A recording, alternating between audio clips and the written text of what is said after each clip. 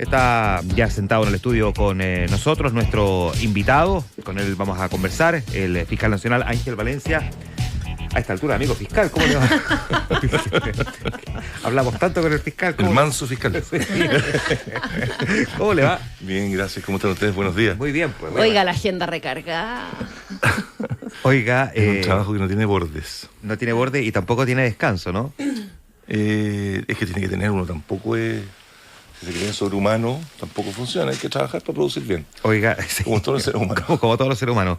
Déjeme preguntarle, fiscal, usted ya se imagina, la primera pregunta que le voy a hacer, ¿no? Que aparece la sospecha de que Yolvi González, este venezolano que está detenido por el asesinato del teniente de carabineros Emanuel Sánchez, eventualmente podría estar vinculado al crimen del retirado teniente venezolano Ronald Ojeda, a partir de una fotografía que encontraron en su celular que se tomó el día en que secuestraron al teniente venezolano, en el que aparece vestido de la PDI. Recordemos que quienes secuestraron a Ronald Ojeda llegaron vestidos de la PDI hasta su departamento.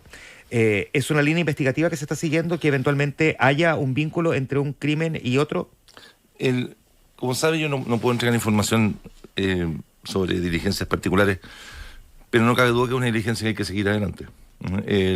Con un poco de sentido común, cualquier persona concluiría que es necesario o conveniente seguir esa línea de investigación. Ahora, es al fiscal Barros, con quien conversé ayer acerca de este asunto, a quien le corresponde tomar decisiones sobre el particular, pero no cabe duda que es de sentido común intentar establecer si tiene alguna relación.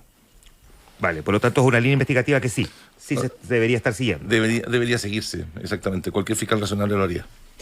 Hay varias líneas investigativas, pero se han ido acotando en el caso del teniente Ojeda, fiscal, y una de ellas, o la más importante, es la que nos conecta directamente con Venezuela. ¿Ha habido avances en la colaboración que se espera de Venezuela en este caso? Mire, recibimos un informe de parte de la Fiscalía Venezolana del Ministerio Público, dando respuesta al requerimiento que habíamos hecho hace algunas semanas atrás, quizás ustedes lo recuerdan, que era un requerimiento básicamente de información. Recibimos después de que enviamos el requerimiento, tuve un par de conversaciones con el fiscal general de Venezuela, intercambiamos algo de par de opiniones. Él me transmitió su compromiso de colaborar, o al menos de dar respuesta al requerimiento que nosotros habíamos planteado. Respondieron dentro de plazo, pero es un requerimiento dentro de todo bastante básico, no es un requerimiento que uno puede decir con esto cerramos el caso. Tiene que ver exactamente un requerimiento sobre antecedentes penales, que en otras oportunidades también hemos remitido y también hemos respondido en casos más de no tanta connotación, ¿no? Pero lo que esperamos es que pueda darse, todos esperamos, es que pueda haber una disposición más activa de parte de las autoridades policiales y judiciales o del Ministerio Público en Venezuela para la búsqueda de búsqueda y captura de las personas contra las cuales penden 2 órdenes de detención en caso que se encuentren en territorio venezolano. Y respecto de eso, ¿no ha habido mayor aporte entonces? Miren, lo que ocurre es que, de nuevo, como en otros casos, todavía no podría entregar información acerca de las diligencias, ¿no?, de que se pueden haber realizado, pero de momento no tenemos resultados.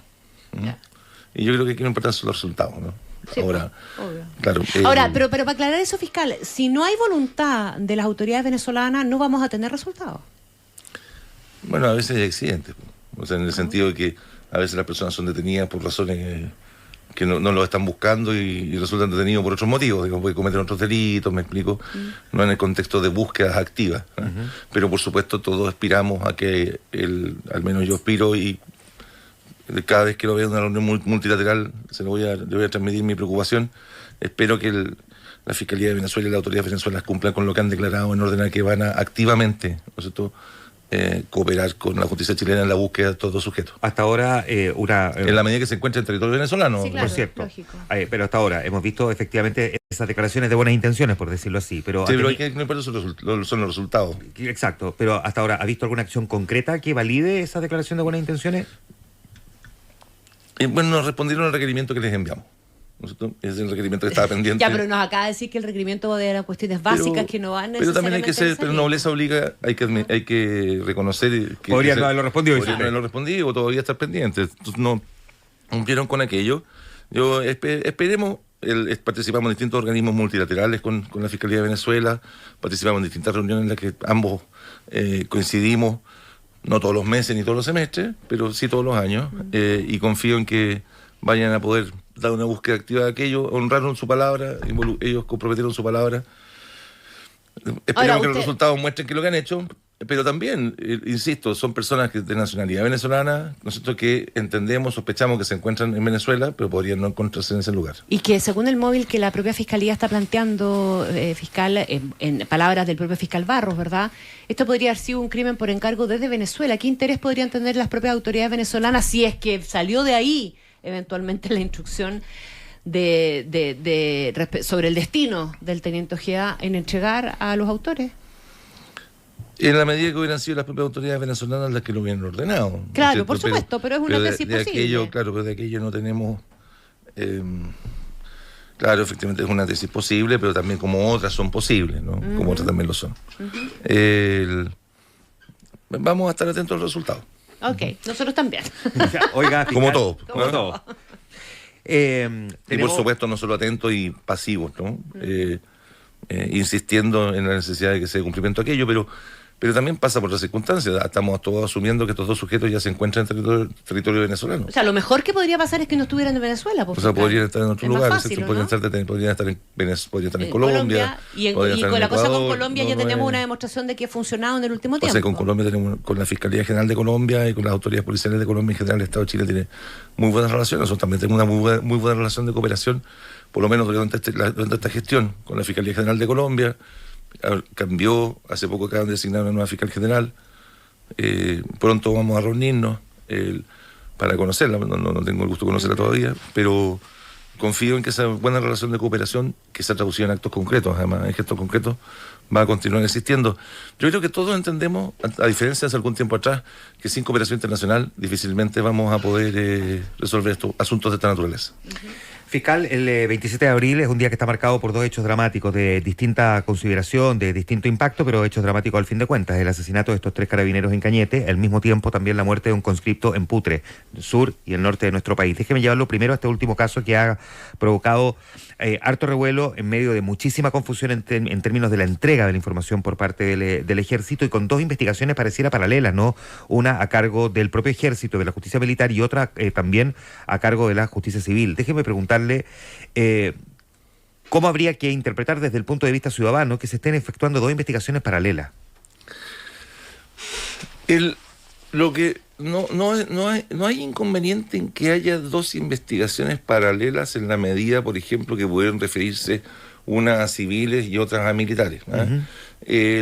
Lo importante es que no pueden referirse ambas investigaciones a los mismos hechos cometidos por las mismas personas en las mismas circunstancias de tiempo, calificados jurídicamente de la misma manera. Eso es lo que no puede ocurrir, porque nuestro derecho permite investigaciones paralelas respecto a los mismos hechos, respecto a distintas personas, si unos son civiles y otros son militares. Por ejemplo, algún tipo de fraude al interior del ejército en que hubieran participado militares y civiles. Los civiles van a ser juzgados por el procedimiento ordinario y los militares van a ser juzgados por el procedimiento militar.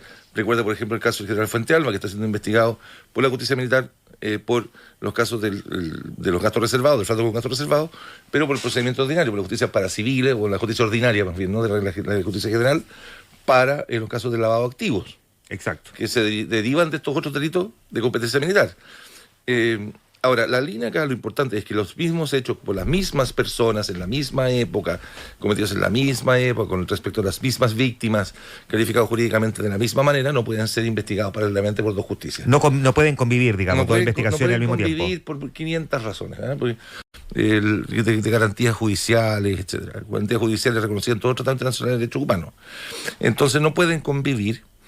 Lo que ha hecho la Corte Suprema es, en virtud de lo que se dispone el procedimiento de justicia militar, el Código de Justicia Militar, de que dispone en el momento de ministra en visita, lo que ha hecho el fiscal, la Fiscalía de Arica, en virtud de una denuncia y ahora una querella, lo posterior del Instituto Nacional de Derechos Humanos, es abrir una causa, que es lo que corresponde, designar un fiscal, que es lo que corresponde, previo a tomar cualquier decisión, y despachar una orden para requerir alguna información. Lo que también manifesté no es extraño cuando lo que se pretende es precisar los hechos, es decir, tener claridad respecto a cuáles son los hechos, porque tener claridad respecto al margen de los hechos, el borde de los hechos que son objeto de la investigación, es lo que te permite tomar una decisión, así que si somos competentes o no somos competentes. Claro. Por supuesto, si son los mismos hechos contra las mismas personas en la misma época, calificados jurídicamente de la misma manera, no pueden subsistir ambos casos. Ahora, en algún momento se puede generar una especie de contienda de competencia, por decirlo. De hecho, hay una audiencia para eso. Claro, porque De hecho, ya para hay una resolver, audiencia. finalmente en manos de quién queda. Así es, y en los próximos días hay una audiencia solicitada, que se está agendada en el Juzgado de Garantía de Arica, para resolver la competencia a propósito de, si mi memoria no falla, de un requerimiento del propio Instituto Nacional de Derechos Humanos. ¿Eh? Y por supuesto el Ministerio Público está citado, y en el cual el Juzgado de Garantía de Arica tiene que pronunciarse respecto a si es la justicia ordinaria o no la competente para conocer de aquello, y eventualmente para que se requiera entonces los antecedentes, se pida la declaración de incompetencia de parte de la justicia militar, pero eso tiene que resolverlo el juzgado de garantía en esta audiencia que está agendada. Este es un asunto jurídico. Desde el punto de vista, yo entiendo que hay un problema político, entiendo que hay un problema también político-administrativo respecto de la situación que se producía dentro del ejército, con peticiones de renuncia, ¿no es cierto?, cuestionamiento de la estabilidad del cargo de algunos generales, etcétera. Pero desde el punto de vista nuestro es un tema exclusivamente jurídico. Correcto. Exclusivamente jurídico. O sea, tiene que ver con la aplicación del artículo 133 del Código de Justicia Militar y tiene que ver con, efectivamente, desde el punto de vista jurídico chileno, si los conscriptos tienen que ser considerados o tienen que ser considerados militares, y desde el punto de vista también del Instituto Nacional de Derechos Humanos y también alguna jurisprudencia del año pasado de la Corte Suprema, de si tienen que tener o no que aplicarse o primar lo que disponen los tratados internacionales, ¿okay?, en materia de derechos humanos, en la interpretación de esta regla acerca de si los conscriptos son o no militares y de la competencia de la justicia militar, y si esos tratados deben o no primar sobre algunas reglas expresas del Código chileno o de la forma como se interpretan. Es un tema muy jurídico y que, insisto, además hay jurisprudencia en la Corte Suprema que no es uniforme. En un caso ocurrido en Curacaví, en un centro de formación de carabineros, se estimó que la justicia militar era la competente. En el año pasado, a propósito de un hecho similar, se estimó que era la justicia, el procedimiento ordinario, ¿okay?, en la quinta región, era el procedimiento hecho también afectado por carabineros, no militares. No recuerdo bien, pero era del fuero, se entendía que podía ser del fuero militar. La Corte Suprema entendía que primaban los tratados internacionales y estimó que era el procedimiento ordinario el aplicable. Entonces, es un asunto jurídico, se va a resolver en el tribunal. Ya. Pero estamos conversando con el fiscal nacional Ángel Valencia. La discusión respecto de la justicia militar también está en el Parlamento a propósito de las reglas de uso de la fuerza, del debate parlamentario en torno a las reglas de uso de la fuerza. ¿Qué visión tiene usted como fiscal nacional de esa discusión en particular? Y seguido de eso, yo creo que cae un poquito de cajón la pregunta es, ¿se hace necesario que los uniformados, digamos, ¿verdad?, en general, tengan que tener garantías especiales para poder operar, porque eso es en el fondo lo que buscan quienes quieren reponer o instalar la discusión respecto a la justicia militar? Sí, mire, quisiera hacer dos afirmaciones. O sea, algunas cosas. Primero, varias cosas más bien. Primero, el Estado Democrático de Derecho, la democracia, la vigencia de las garantías judiciales reconocidas en la Constitución y en los tratados internacionales de derechos humanos, el derecho a la libre circulación de las personas, la libertad de expresión, no se ven comprometidas simplemente porque haya militares resguardando embajadas, militares resguardando aeropuertos, funcionarios de las Fuerzas Armadas resguardando puertos, resguardando museos, obras de arte. O sea, todos los que alguna vez han viajado a Europa y han estado en países democráticos europeos sujetos al control europeo, sistema europeo de derechos humanos, han podido constatar que uno ve muchas veces militares resguardando a veces hasta iglesias. ¿Okay? La democracia no está en riesgo por aquello. Es una decisión de política pública, hacer que si lo hacemos o no lo hacemos. Si tenemos los medios, si tenemos el entrenamiento, etcétera, pero no se nos va la democracia en eso. Por lo menos a los europeos no se les ha ido la democracia en eso. Es la primera afirmación. Significa inconveniente o no conveniente, es una decisión política, que desde el punto de vista de la Fiscalía, que es lo que nos preocupa, como Fiscalía, ¿okay?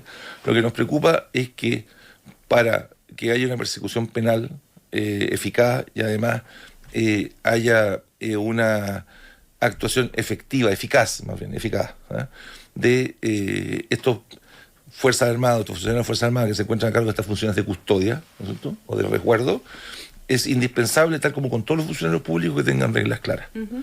Eso pasa también con las policías. Esto también pasa con las policías. Pasa con gendarmería, también cuando intervienen dentro de los recintos penitenciarios, la policía marítima, y por lo tanto tampoco nos quedan sustraídas de esto a las Fuerzas Armadas. O sea, y ya sea cual sea el ambiente en el que se desplieguen, es indispensable contar con reglas claras. O sea, que ellos conozcan las reglas que rigen su actuar y que la ciudadanía también conozca cuáles son las reglas que rigen su actuar. Porque de otra manera, ¿qué es lo que va a pasar? Va a pasar que los funcionarios se van a más que excederse, porque todo el mundo tiene temor de que los funcionarios se excedan. Lo que pasa con los funcionarios públicos, yo no sé cuál es su experiencia. Pero por mi experiencia, que normalmente con los funcionarios públicos, que estamos regidos, yo también soy uno, estamos regidos por ciertas normas administrativas que disponen qué es lo que podemos hacer. A lo que le tememos mucho es a perder nuestros cargos, perder nuestro trabajo, y normalmente el riesgo de perder nuestro trabajo está más condicionado a infringir una regla, que a no tener grandes aciertos. Claro. No sé si me... Se entiende perfecto. No tener grandes hazañas, grandes logros, sino que más bien depende de no infringir ciertas reglas. Entonces, el incentivo, si las reglas no son claras, es a omitir. Porque omitir, ¿ok? Desde el punto, normalmente, todo lo que forma parte del Estado, es menos riesgoso que hacer, ¿no? O sea, mirar para el lado, no patrullar. Y si no hay reglas claras, puede ser esto ineficaz, ¿no? Y con razón, es comprensible, porque los funcionarios pueden tener temor de qué es lo que tienen que hacer, o tener claro qué es lo que tienen que hacer, y en consecuencia dejar de hacer. Lo que les importa es que tengan reglas claras, porque también cuando nosotros tengamos que perseguir, nosotros también persigamos con reglas claras. Pero una cosa es que tengan reglas claras y otra que tengan garantías especiales. Y eso requiere entonces capacitación, requiere entrenamiento, requiere formación. Es decir, la formación que han recibido estos funcionarios es una formación, estos oficiales, o estos militares, o marinos, o carabineros. Una formación para la guerra, no una formación para el resguardo, ¿no es cierto?, para la colaboración en el orden interno, la seguridad interna, ni el trato con la población civil. Es distinto, no tienen lógicas de medidas disuasivas, a diferencia de carabineros. Exactamente, claro. Entonces necesita una formación especial. Mire, me decía una cosa un militar hace algún tiempo atrás, un oficial de ejército. Nosotros tenemos, a propósito de los resguardos de camino, los resguardos callejeros, en los toques de queda, todos nuestros equipamientos todo nuestro equipo, incluso vestuario, está hecho para mimetizarse, para no ser visto. Y acá necesitan ser vistos. Claro. Obvio. Ya. Pero, por ejemplo, los resguardos carreteros. Claro, pero fíjate, entonces, hay una serie de medidas de equipamiento, de capacitación Una cosa es se requieren. Una cosa es la capacitación y otra es la reglamentación para que ellos puedan operar. Que tienen que ir unidas. Pero la pregunta que yo le insisto es si requieren de garantías especiales. Porque eso es lo que también está en buena parte de la discusión hoy día. ¿Qué garantías distintas pueden requerir en el fondo de las del resto de la ciudadanía que está sometida a la misma regla? ¿Tiene que ver eso eventualmente también con un sesgo respecto de la acción de la propia Fiscalía a propósito del caso de Carabineros y la fiscal Chong y el fiscal Armendari y todas esas cosas que han resonado tanto en el último tiempo? ¿Cree usted que de ahí viene la discusión sobre garantías especiales para evitar que sean perseguidos? Y yo no sé qué quieren decir con garantías especiales. No sé si se refiere así como una licencia como tipo James Bond, dice usted, una cosa de ese tipo. Yo no sé qué son garantías especiales. Pero no requieren de garantías. Lo que sí sé es que en un Estado de Derecho, ningún agente del Estado se manda solo, ¿no? Y tampoco ningún agente del Estado está exento de cumplir la ley, ¿no? Por lo tanto, todos quienes trabajamos para el Estado, todos los ciudadanos en general, estamos obligados a cumplirla y a someternos a los tribunales de justicia, sean cuales sean ellos. Lo importante en todo caso es adecuar nuestra legislación y nuestras instituciones, nosotros, para poder juzgar o apreciar adecuadamente estos comportamientos o estas actuaciones. Tanto ellos como poder actuar correctamente, nosotros como aquellos que están los responsables de fiscalizarlo o eventualmente perseguir sus responsabilidades. Yo alguna vez me preguntaron sobre este punto y insistí que nosotros, por ejemplo, preguntaron si los fiscales necesitaban capacitación especial. Yo dije, tenemos fiscales que están especializados en justicia militar, pero por supuesto si el legislador decidiera que, como en los casos de responsabilidad penal adolescente, nosotros tenemos que tener también fiscales con dedicación exclusiva en algunas zonas para los temas de justicia militar, con formación específica. Yo me parecería una idea que contribuiría a dar mayor tranquilidad, quizás, me explico, a los funcionarios militares. El punto es que no hay nadie sobre la ley. Ya. Nadie sobre la ley.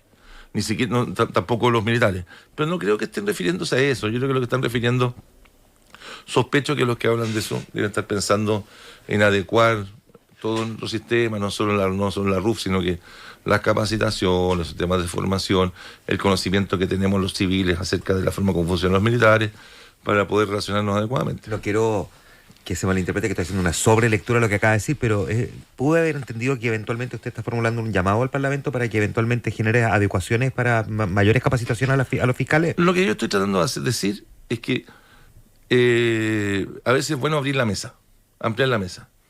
En el sentido que si hay alguna preocupación, De ese caso, los civiles somos o no somos suficientemente capaces de juzgar la actuación de la actividad de los militares. A veces la solución no pasa solo por cambiar competencia, sino que podría pasar por acoger parte de ese... Uno tampoco esto no puede caer en un diálogo de sordos, Por cierto. ¿verdad? Y en buscar soluciones alternativas que respondan, no sé, todo ese requerimiento, esa preocupación, pero que no impliquen necesariamente cambios de competencia. Ha habido dos cuestionamientos. Entonces, abrir la mesa. Sí, ¿no? perfecto. Fiscal Nacional, ha habido dos cuestionamientos en las últimas semanas al Ministerio Público. Déjeme planteárselas para saber qué opina usted al respecto. La primera, las presiones, las solicitudes, los emplazamientos en medio de la muerte de los 3 carabineros en Cañete a que se postergara la audiencia de formalización al general Yáñez, porque era sabido que muy probablemente iba a presentar su renuncia antes de esa formalización, que era, de hecho, días posteriores a este crimen, ¿no? Y finalmente eso ocurrió el día domingo. De hecho, usted en el programa Tolerancia Cero confirmaba que ya se había elevado una solicitud al tribunal precisamente para que se postergara la audiencia de formalización, cosa que ocurrió y se corrió del 7 de mayo al 1 de octubre. Pero hay quienes consideran que de alguna manera se puso en entredicho la autonomía del Ministerio Público al generar este tipo de presiones. ¿Cómo se responde frente a eso? Es difícil reaccionar ante las especulaciones, porque normalmente cuando se han hecho afirmaciones de naturaleza, los fundamentos para sostenerlas nunca me han quedado suficientemente claros.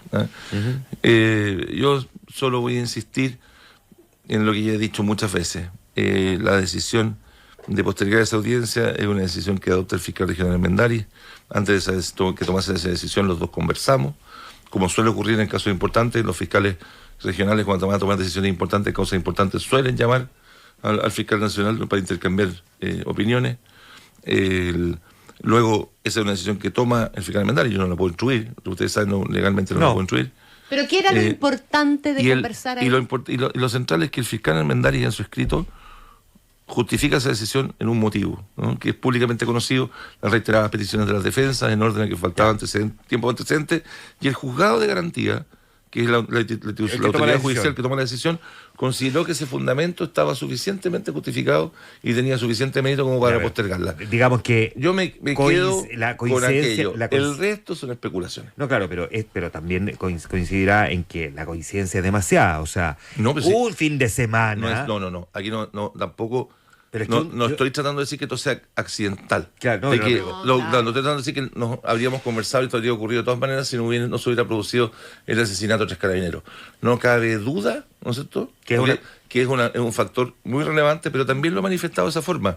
Dije, es un factor que se agrega, ¿no? a las situaciones. No es el argumento formal. No es el argumento formal con el que se pide sí, tiene que ver con eso. Sí, también tiene que ver con eso, porque recuerde lo siguiente. Pero en el escrito no aparece. No, pero recuerde lo siguiente. La petición tiene que ver con falta de tiempo, ¿no? Para poder preparar esa defensa y para poder revisar los antecedentes. Usted tiene un imputado, particularmente el general Yáñez, usted tiene un imputado que en ese momento dirige una institución policial a la cual el propio Ministerio Público le encargó la investigación de un homicidio de 3 de sus miembros, de 3 carabineros, pocos días antes de esta audiencia. Y entonces, ese general director, que es el imputado en esta causa, al cual se va a formalizar, cuya defensa reiteradamente ha manifestado que requiere más tiempo para poder analizar los antecedentes, ese mismo general director, insisto, que encabeza, se pone delante de esa diligencia y además confirmado, ratificado en su confianza por parte del Ejecutivo. Es decir, vamos a seguir con esta situación hasta el día de la audiencia, a sabiendas de que nosotros mismos, el mismo Ministerio Público, le ha recargado la agenda a este imputado que va a comparecer a la audiencia y que insistentemente ha manifestado que requiere más tiempo para analizar los antecedentes. Perfecto. En consecuencia, lo único que estaba consiguiendo con aquello, si no hubiera pedido la decisión, era postergar una discusión hacia el día de la audiencia que inevitablemente se iba a promover. Entonces nos parecía que en esa situación, con ese antecedente nuevo, de que el mismo Ministerio Público lo hubiese encargado a la misma Policía de Carabineros, ya no el fiscal Armendáriz, la fiscal general del Biobío, no es una decisión que es autónoma, pero lo hizo, y que el general director se mantuviese en el cargo,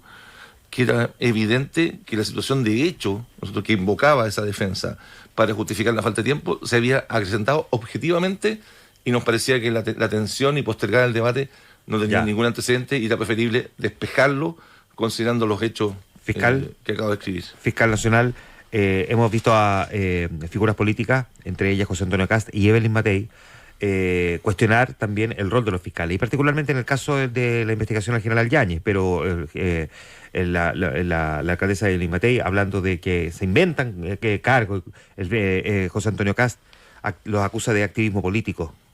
¿Qué responde el fiscal nacional cuando se le formulan cuestionamientos de esta naturaleza a sus propios fiscales? Y permítame agregar algo, ¿eh? Disculpe que... Permítame acercarle el micrófono. Que no he terminado la pregunta, sí. Disculpe, pero... No, pero no, ahí está. Permítame agregar algo. Esa decisión tiene un sustento jurídico que tiene que ver con el respeto, desde el punto de vista de la objetividad, ¿no?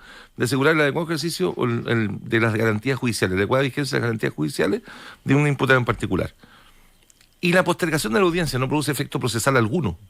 Ninguno. La formalización se va a efectuar. El cuestionamiento no iba por ahí. El cuestionamiento iba más bien sobre la autonomía del Ministerio Público. Las penas probables que se arriesgan, la necesidad de cautela sigue es la misma. Claro, pero nadie cuestionó eso, sino que más bien si era realmente autónomo el Ministerio Público cuando vemos autoridades políticas plantear implícitamente la necesidad de postergar la audiencia. Entonces la ansiedad por la postergación, eso. La ansiedad que genera la postergación, esa ansiedad es la que no tiene un sustento jurídico. Jurídicamente no hay perjuicio alguno, por el contrario, es incluso hasta conveniente procesalmente porque se evita un debate que va a entorpecer la audiencia. La ansiedad por la postergación, considerando que no hay efecto procesal alguno, es la que no tiene sustento jurídico.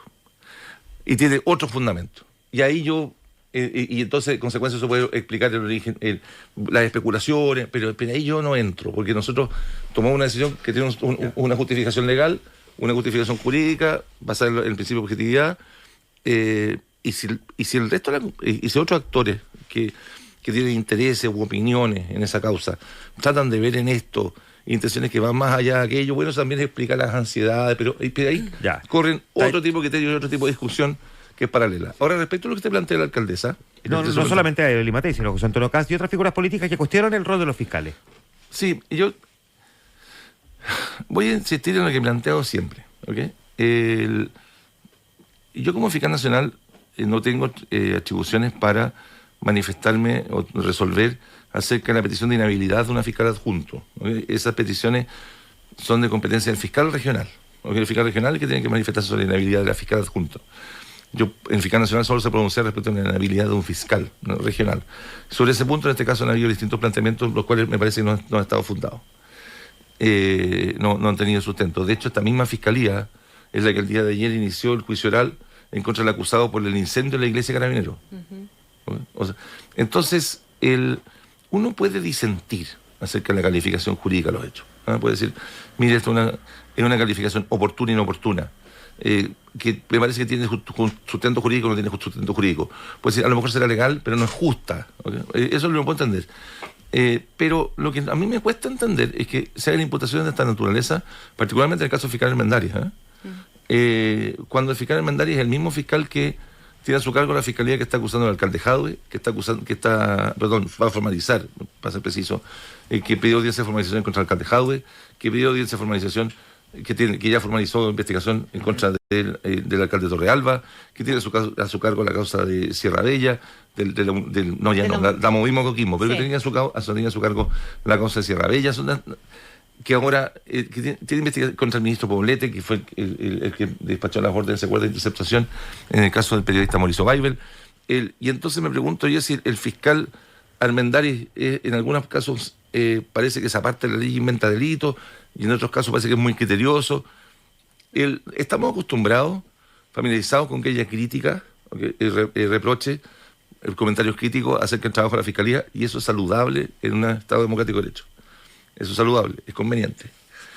Lo que sí me preocupa es la imputación de mala fe. ¿Me explico? De agendas encubiertas. Porque creo que la institución hay que cuidarla. La institución hay que cuidarla. Me parece que hay que tener cuidado con los comentarios que se manifiestan interpretando intencionalidades respecto a ciertos casos que pareciera que no se encuentran presentes en otros casos cuando me causan más simpatía. Creo que la institución hay que cuidarla. La democracia hay que cuidarla. Y el Ministerio Público forma parte del Estado. Los fines que persigue el Ministerio Público son fines del Estado. Los órganos del Estado tenemos deber de colaboración entre nosotros. Creo que a todos nos interesa que el Ministerio Público pueda hacer el trabajo bien, lo que no significa que no esté exento de crítica el trabajo, pero déjeme hablarlo de un trabajo... Esto es la dimensión de la crítica. De un trabajo reciente, y con esto yo me imagino que vamos a tener que estamos pasados la hora que nos habían dicho que podía estar el fiscal con nosotros además. El caso Yaitul, fiscal. El caso Yaitul es un caso logrado por parte de la Fiscalía, finalmente. Conocimos la condena de 23 años en contra de Héctor Yaitul.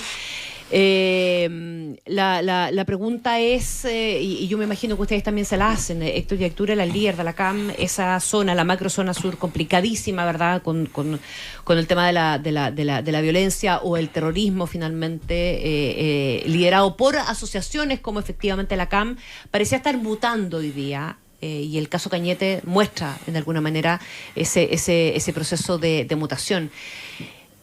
Usted decía que es posible perfectamente, o el fiscal Garrido decía que todavía es perfectamente posible que Yaitul siga liderando la CAM. ¿Cómo se puede explicar eso y cómo se puede cruzar eso, cree usted, en tesis posibles, digamos, con el crimen, con el triple crimen de Carabineros? Son dos cosas distintas. Muy bien. Una pregunta es quién planificó, ordenó, participó, encubrió, colaboró participó como cómplice en el asesinato de 3 carabineros. Eso está ahí bajo investigación, tiene múltiples hipótesis abiertas. Yo suelo reiterar que en la zona no solo había actividad terrorista, sino que además había actividad de crimen organizado.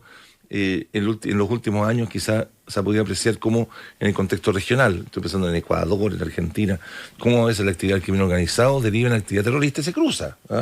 Siempre se Colombia es un gran ejemplo de cómo el terrorismo, las guerrillas terminaron... Tiene una agenda ideológica, con una agenda política explícita, pero en la práctica con el intento de asaltar o de controlar el poder, o que termina amenazando al Estado. Entonces, eso está todavía por definirse. ¿Quién es el que interviene? Han habido acciones muy violentas cometidas en esa zona, tanto en la Araucanía como en la zona, como en la provincia de Arauco, que han sido cometidas por bandas que se dedican al hurto de madera o al narcotráfico, bajo el pretexto de a veces de la demanda. Eso es una cosa. Lo segundo es la capacidad de Héctor Yaitul de seguir conduciendo la CAM. Y eso no cabe ninguna duda que eso es perfectamente posible. Y eso es perfectamente posible. De nuevo, voy a volver a esta cosa casi majadera. Nosotros no tenemos un sistema de segregación penitenciaria que impida que las personas que lideran organizaciones criminales, organizaciones intelectuales, sigan teniendo contacto, ¿no es cierto?, con quienes eran sus subordinados al interior de la organización. En consecuencia, es perfectamente posible, ¿no es cierto?, que en el régimen que tenga penitenciario pueda seguir relacionándose con la organización y la pueda seguir dirigiendo desde su interior. Por lo tanto, ni la condena a Héctor Yaitul, ni el caso de los carabineros asesinados, aunque no necesariamente están conectados, garantiza, ¿verdad?, o sea, da cuenta de que la CAM terminó, ni que el liderazgo de este tipo de organizaciones pueda seguir derivando en violencia en la zona. No es una la cárcel de Yaitul no permite garantizar la pacificación de la Araucanía, digamos. No cabe duda que no. Por supuesto que la mejor, si el crimen organizado es una enfermedad, ¿okay?, o las bandas delictuales son una enfermedad, la mejor medicina es la justicia. La mejor medicina es la justicia. Pero yo no creo que se pueda afirmar, y eso coincido con quienes lo plantean, yo no creo que se pueda afirmar que por la sola detención o privación de libertad de Héctor Yaitul se va a terminar la violencia en la Araucanía. Yo no creo que sea una conclusión que pueda sostenerse. El fiscal nacional Ángel Valencia esta mañana conversando con nosotros. Muchísimas gracias, fiscal, por venir, Infinita. Muchas gracias a ustedes por la invitación. Gracias, muy amigo bien, fiscal. buen día. Que le vaya bien. Gracias. Esta y otras conversaciones con los protagonistas de la noticia las encuentras en infinita.cl.